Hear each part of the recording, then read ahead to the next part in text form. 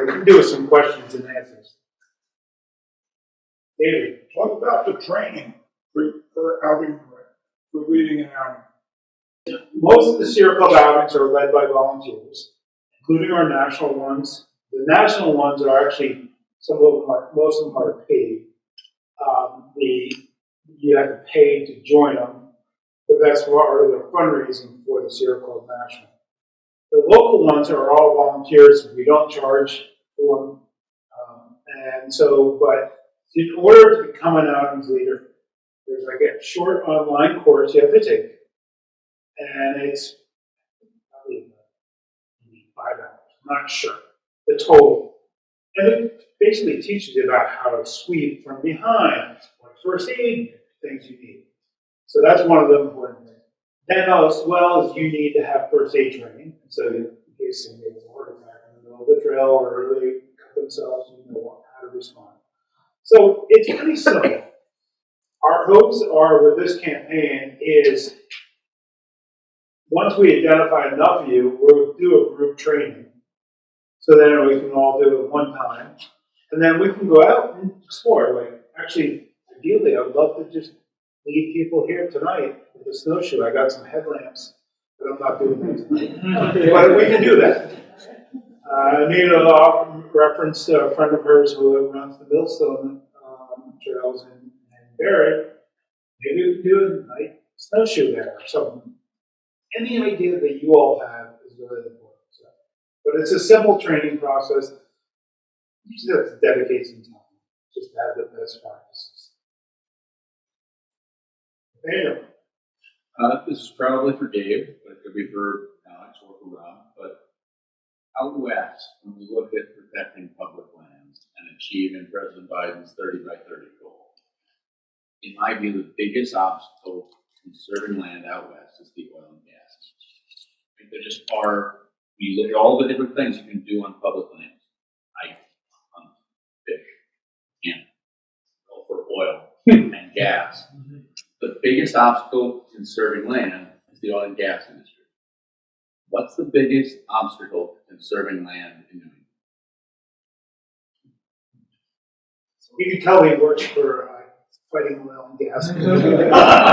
Here, Gabriel or so I'll let you hear what Alex has to say, but my first crack at answering that question, I think since I started about a year ago, what I've been coming to learn is that in the Northeast, one major difference between the West is that here, being the origins of the United States, it's much older, it's been a lot more developed, and it's much more private land. So out west, you have much larger tracts of federal public land that we're trying to improve the designation of them. Here, we're really kind of starting from scratch. We're talking about land that is not protected at all in some cases, and in other cases might be a little bit, but under not as much protection as we might like. And so we are looking at a completely different political landscape and material landscape when it comes to conservation. So this is another reason why we need so many more people, because I do not have the answers for this. But bringing enough people together, we can find creative ways, different ways that we can conserve land in a way that fits with the culture of the Northeast. So we're not just replicating what we do in the West, but finding our own unique solutions here.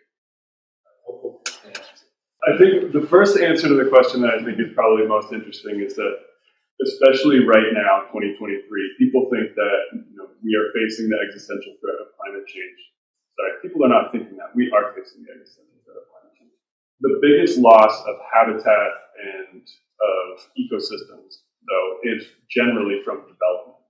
In a place like the Northeast or the East Coast generally, where there is a paucity of public lands, I think that there's an argument to be made that the relative value of those public lands is far superior than it is out west. That's not to say that we are looking at an equivalency of like what is, Yosemite or Grand Teton versus Green Mountain National Forest. However, as far as Vermont in the last 5 years, the population has boomed, it's gone way up. So as that happens, and people are moving here because of the lifestyle, because they care about these places, and of course they should, this is great, there's going to be that added pressure on these landscapes. You mentioned oil and gas as a major driving industry of landscapes out west. That is definitely true. I think the version of that extractive industry that generally hits forested landscapes, national forests kind of across the board, is more of the logging and timber industry. It's a different version of a debate. I think oil and gas, people are very comfortable saying, end the addiction to fossil fuels. We should. The debate around forests and management and what is right especially in an era of climate change and invasive species and adapting landscapes, there's more generalities and more nuance, I think, that ends up happening in that. However, a piece that's really important to not lose track of is that these landscapes are really critical, and this is areas that the entire general public of Vermont, the entire citizenry of Vermont, people generally have a say in how that's managed. In the United States, like, private ownership of anything is king. And so to still have these remaining pieces, regardless of where they are, I think is just like this amazing amount of influence that we can bring to that. And could totally go down the rabbit hole of Eastern landscapes generally, but also interesting to keep in mind that, Vermont and much of the East Coast, Vermont and Hampshire, maybe most of all, right out of the gate, these areas like totally denuded of forests. We decided we wanted sheep rather than forests back in the days. Like, that was the industry. So like woolen mills and cutting timber to operate all these things was like, that was the thing. And so now I think people have a better understanding of like to think that a lot of people, whether they're active on it or not, have a really general, better understanding of like the value of those places. I'll give good answers. Well, actually, I didn't give my answer on this one yet. So that's actually something Alex will talk about, the connection with people. And that's what I think is critical about this kind of campaign we want to do.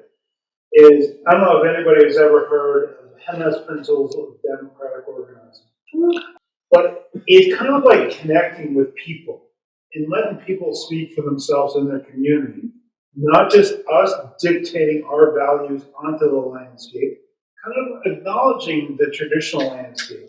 So that's something I think we need to do as community, not just be like, okay, how are we going to change this?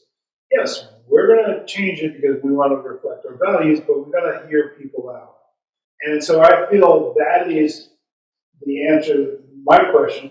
My answer to your question is about, I think the biggest problem is the lack of trust in community we have. And that's what I think we need to do. Develop a community across the political spectrum.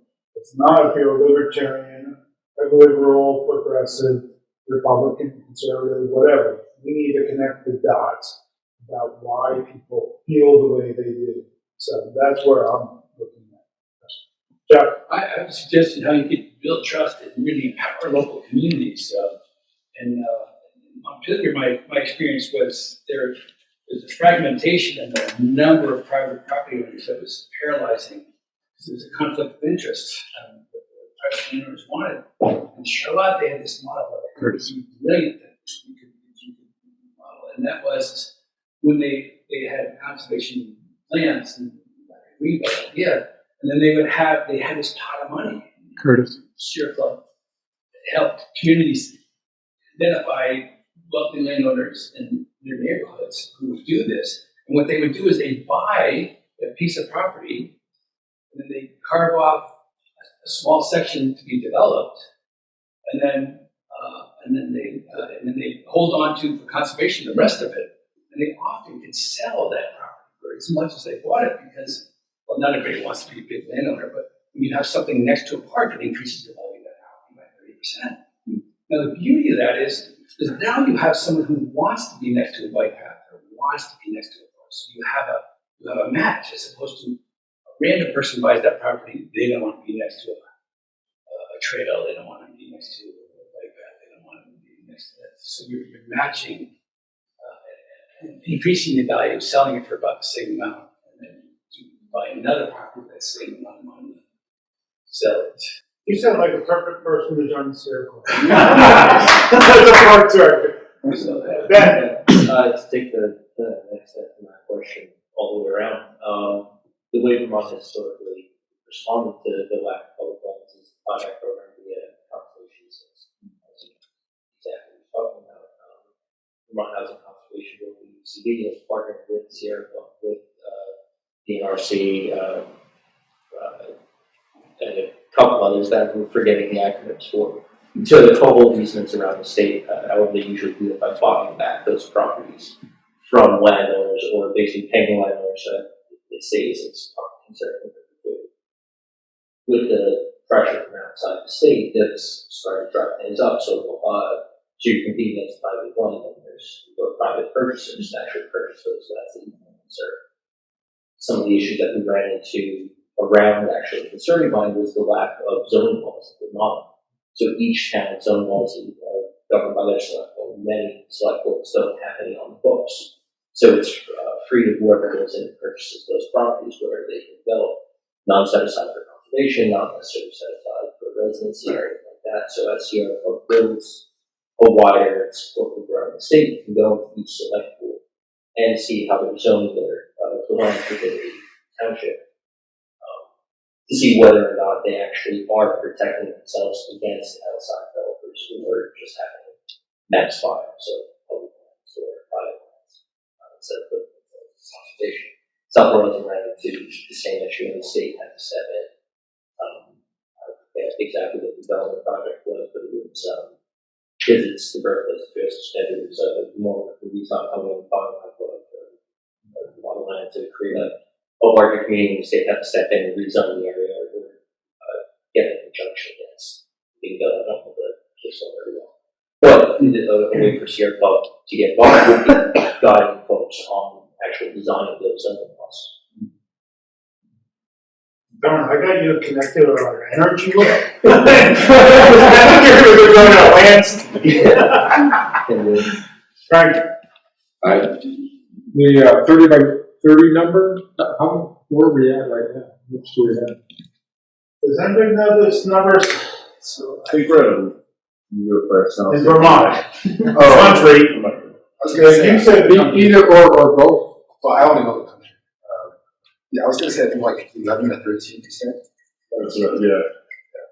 I don't have the state by state number, but I think Vermont is slightly, there's a question of how, there's a question of, Stand up and let's so we can see. stand up over here, Dick. well, I'm not going to say much, it's just, there's a question of how much of state's land is natural or not developed, and then how much of it is protected from future development. Those are slightly two different questions. So I don't know. So some states like Maine, for example, they have more than 30% of their land is forested natural land, but it's not protected. So that can change at any time in the future. So it kind of depends on some of that. So in other words, I don't have an answer for Vermont. So I'll give you Biden. I mean, Biden's 30 by 30. Does he want protected or Protected, yeah. that's what he's shooting for? So, in reference to Vermont, for those who know the natural landscape history of Vermont, we actually were mostly cleared for farming because we're the breadbasket for the country. And then all of a sudden we revived. So actually we have more trees and more conserved land now than we did 100 years ago. Now the problem that's happening now is we're having what's called parcelization, fragmentation that's happening. Is a lot of these lands are in private ownership. And I don't know the exact numbers, but I think it's probably about 20% that's actually conserved land. But then how much is the big open tracts of land, particularly in the Northeast Kingdom, that are still open? And a lot of people are like, oh yeah, well we have room to move. But you don't realize what happens when we develop land and it's not protecting us against the floods. Like we just had some more floodplain in the land, the rivers would overflow there. Now, if we had more species migration, especially with the wildlife corridors, they're actually talking about putting like a ramp over top of I-89 between Richmond and Waterbury to help the species move over. That divides up, but every time you build a house, build another development, whatever, it cuts off the species diversity.